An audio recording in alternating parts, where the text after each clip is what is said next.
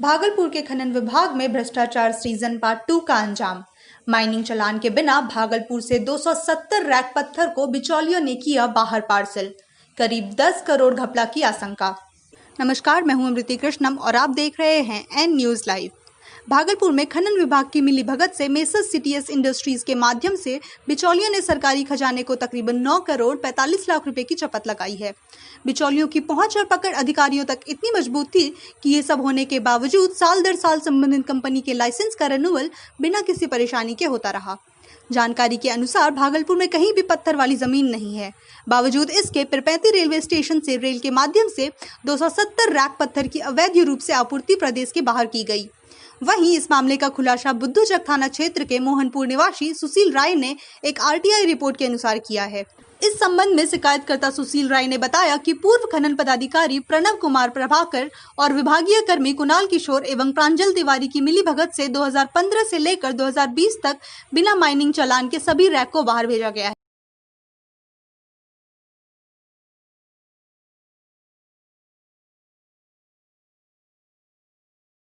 पैती में घोटाला हुआ है 9 करोड़ 90 लाख का। उसी मामले में मैं सचिवालय में शिकायत किया हूँ। किस चीज़ का घोटाला, कैसे घोटाला? रैक लोडिंग में घोटाला हुआ है। पिरपैती में रैक लोडिंग में, पत्थर लोडिंग में कितना? 245 रैक लोड हुआ है और उसी में चालान का घोटाला हुआ है। सरकार की खनन पूर्ति चोरी की गई है सीटीएस कंपनी के द्वारा और ऑफिस भी मिली भगत थी जिसमें प्रणव कुमार, कुणाल और तिवारी के रीजन में ही हुई है और गलत ढंग से उन्हें यह लाइसेंस दिया गया है। सीटीएस कंपनी को घोटाला में ये लोग भी मिली भगत हैं। जांच पे हमें पूरा भरोसा है कि मैडम जी जांच सही कराएगी और हमको इंसाफ मिलेगा।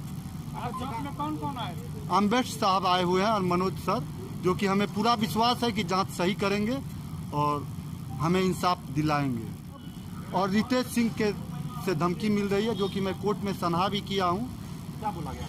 बोला है कि आप शिकायत उठा लीजिए, नहीं तो मार देंगे। आपको पैसे दिया भी जा रहा था? हाँ, पैसा भी देने का ऑफर आ रहा था, लेकिन मैं बोला पैसा से नहीं, हमें इंसाफ चाहिए। हम किसी जो रिपोर्ट दिए हैं जांच में वो जांच करवाएंगे। इन सब बातों को आपने जांच टीम के समझ रखा क्या? हाँ, जांच टीम के समझ सब रखा हूँ। मैं ऑफिस पटना को मैं सनहा भी फॉरवर्ड कर दिया हूँ, जो कोर्ट में सनहा दिया हूँ।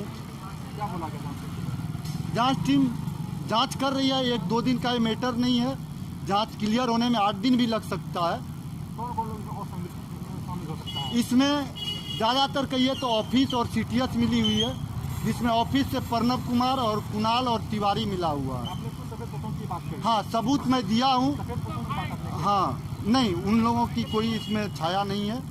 और सीटीएस कंपनी ये अपने होशियारी पैसा के बल पे ऑफिसर से मिला के की है और ऑफिसर में प्रणव कुमार जो माइनिंग ऑफिसर थे, उनके रीजन में उन्हें लाइसेंस दिया जा रहा था अनलीगल ढंग से, जो कि इतना घोटाला करने के बाद भी उस कंपनी को अनलीगल ढंग से लाइसेंस दी जाती थी। मैडम को एप्लीकेशन दिया था कि होटल में जांच चल रही है, तो वहाँ से हमें आश्वासन मिला कि जांच ये ऑफिस में बहुत ज़्यादा मीडिया और प्रेस वाले आते हैं और ये शांति से जांच करने की विषय है, जो कि हम होटल में इसके लिए जांच कर रहे हैं, तो हमसे उसे कोई इतराज़ नहीं है। जब मुझे आश्वासन मिल गया तो हमें कोई इतराज़ नहीं है। ये होटल में जांच करे या पटना में जांच करे, मैं ये जान रहा हूँ कि हमें इंसाफ मिलेगा और इन लोगों पे हमें पूरा विश्वास है कि जो कि ग्रामीण क्षेत्र में अंधेरी नदी का बंदोबस्ती जो धारी हुआ है, बंदोबस्ती अवैध ढंग से बंदोबस्ती धारी हुआ है।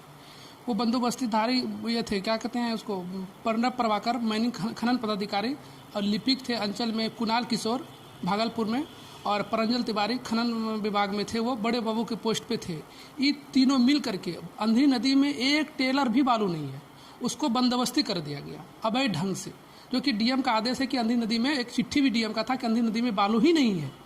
उसके बावजूद भी खनन पदाधिकारी कुणाल किशोर अपने छोटे भाई के चचेरे छोटे भाई के नाम पर वो उसके नाम से ये अंधी नदी का बंदोबस्ती कराया गया। इसीलिए कराया गया कि बगल में बाका क्षेत्र पड़ता है, बाका क्षेत्र में बहुत बालू है कि अगर सरकार अगर उस प्रतिबंध क्षेत्र में बाका वाले को अगर टेंडर किया जाए तो कम से कम 16 करोड़ में होगा। तो उसके वजह से उसके आड़ में ये बंदोबस्ती ले करके अंधी नदी का और वहाँ से बालू उठाएगा और ये बालू को मार्केट में बेचेगा। अवैध ढंग से बंदोबस्ती किया गया है, जिसमें कि अभी नए माइनिंग प्लान बना था, नए चलान आया, उसका नया आईडी पासवर्ड आया।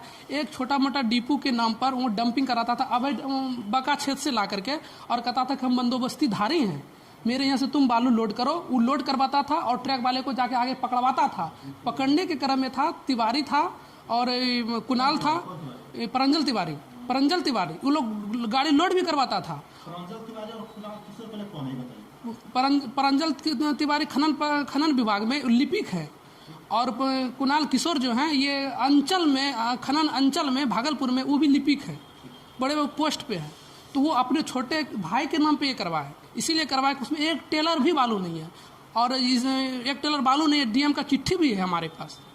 तो उसके बावजूद जब यहाँ से मैं ग्रामीण क्षेत्र में जब जाता था गाड़ी पकड़ने के लिए, कहता था कि मैं बंदोबस्ती धारी हूँ, मेरा ये घाट हुआ है। किसान का खेत और परपट काट करके बालू बेचा करता था। जब बहुत किसान लोग आवेदन जब दिए, हर जगह दिए, कोई कार्रवाई नहीं हो रही थी। तो किसान लोग बोला कि जब यहाँ से मुख्यमंत्री तक पैसा नहीं लेते, हमको जहाँ तक पता था तो डीआईजी महोदय को बदनाम किया जा रहा था। इसके वजह से मैंने ये आवेदन को आगे फॉरवर्ड किया खनन में प्रधान सचिव से मिले। हाँ, सुजीत कुमार बोला कि वहाँ तक मेरा ये पकड़ है, तुमको जहाँ आवेदन देना है दे दो। ग्रामीण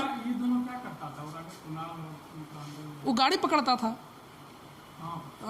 यहाँ पे बाईपास से लेकर के कजरेली तक रात में पेट्रोलिंग करता था, अवैध डंपिंग करवाता, लोडिंग करवाता था। रात में 3-3 गाड़ी से पेट्रोलिंग करता था ताकि कोई बढ़िया पदाधिकारी ना आगे छापा मारने के लिए। और ग्रामीण में दहशत था, हिंसा हो गया था कि भाई जब वो लोग बिका हुआ है तो हम लोग क्या कर सकते हैं।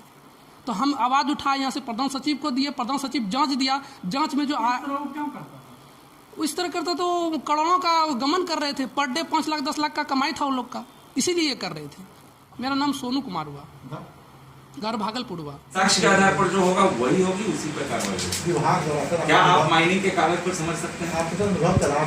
अनुभव के आधार पर काम करने के लिए स्टेटमेंट नहीं दिया जाता है। जांच का आदेश है प्रधान सचिव का, अभी जांच तो शुरू हुआ है। आज उनको बुलाए हैं, उनको पूछ रहे हैं, उसके बाद यहाँ से मिलाएंगे कागजात, जिनके बारे में शिकायत है उनको देखेंगे। तो मैं कैसे कंक्लूड करूं? मैं गड़बड़ और सही जब तक कंक्लूड नहीं करूंगा नहीं कर सकता हूँ, ठीक है ना। शिकायत करता हुआ हमेशा कर रहे हैं, हमको धमकी मिल रहा है।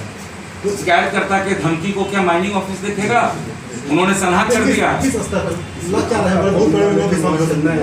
आप अनावश्यक सवाल कर रहे हैं, उस पर मैं कुछ नहीं कह सकता। नहीं, वो मेरा विषय नहीं है। उनको कोई धमकी दे रहा है, उन्होंने कार्रवाई कर दी। उनको कुछ होगा तो उसके आधार पर कार्रवाई करेंगे। मेरे माइनिंग ऑफिस का वो विषय नहीं। अब फील्ड भी देखेंगे, अभिलेख भी देखेंगे। बिना बालू के डीएम कहीं और माइनिंग ऑफिस कहीं किसी का बंदोबस्ती कर सकता है? उसमें क्या करना है ये भी जानते हैं। वो बहुत टेक्निकल चीज है, ऐसे बंदोबस्ती नहीं होता है। उसकी भी कमेटी कर सकता है, तब होता है। माइनिंग ऑफिसर के हाथ में वो नहीं होता है। बालू बंदोबस्ती समाहर्ता का काम है। समाहर्ता जिसको सही समझते हैं वही काम करते हैं। साक्ष्य आधारित होगी, सत्य पर आधारित होगी।